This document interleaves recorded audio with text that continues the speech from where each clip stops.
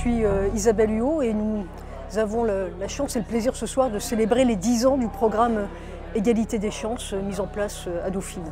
Un programme que je considère réellement exceptionnel dans ce qu'il montre de ce que peut être l'université à la française, c'est-à-dire un creuset de l'égalité sociale. Oui, j'ai été admise à Dauphine.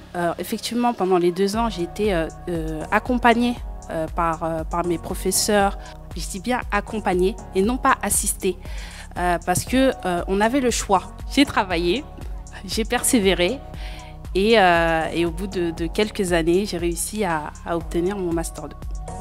Beaucoup de défis se présentent à nous, celui de l'inclusion de publics de plus en plus nombreux, que ce soit en région parisienne ou dans les territoires de la République française. Notre projet, il est d'inclure, il est de faire venir vers l'enseignement supérieur, vers l'université, des jeunes toujours plus nombreux et dans de meilleures conditions. Un des rôles de l'éducation supérieure, notamment l'éducation d'excellence qui est professée à Dauphine, c'est pas d'augmenter cette fragmentation de la société, c'est comment on peut intégrer mieux des profils différents, diversifiés dans la formation, parce qu'à terme, une fois qu'ils sortent de Dauphine, évidemment, l'intérêt pour une entreprise comme Unilever, c'était de diversifier plus ses capacités de recrutement et avoir des gens qui reflètent mieux la société à l'intérieur de nos propres équipes.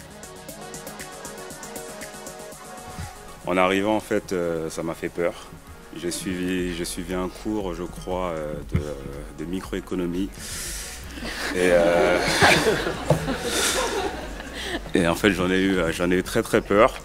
Donc je voulais pas spécialement m'inscrire à Dauphine. Mais en fait, moi j'avais un professeur principal qui m'a poussé à rejoindre le programme, à suivre les cours de renforcement. J'ai ensuite fait mon dossier. Et pareil, j'étais en train de réviser le bac.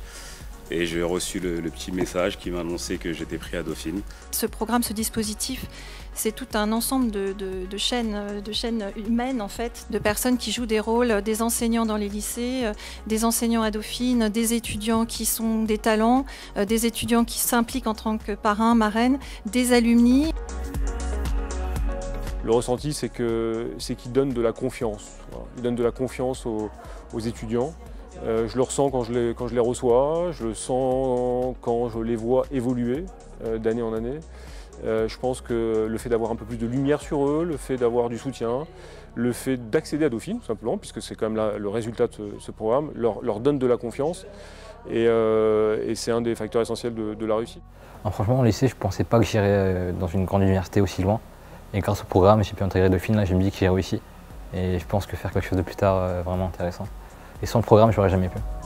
On voit des très belles trajectoires professionnelles, de très belles trajectoires académiques, de belles insertions professionnelles et c'est évidemment une source de fierté, même si l'université Paris-Dauphine seule ne peut pas résoudre la question de la reproduction sociale. Elle a sa part à jouer en tant qu'établissement d'enseignement supérieur, mais à côté d'autres dispositifs, et des dispositifs évidemment qui doivent prendre naissance bien avant l'enseignement supérieur, bien sûr. Et je vous encourage très vivement à rester des alumni fidèles de votre école, parce que peut-être que vous pourrez vous aussi un jour aller dans un lycée et par votre simple existence, le simple fait que vous vous teniez dans une classe de première en disant « j'étais à votre place et j'ai pu le faire », c'est une opportunité extraordinaire que vous transmettez vous-même. Donc j'aurai une seule chose à vous dire, bossez, bossez, bossez et devenez des modèles.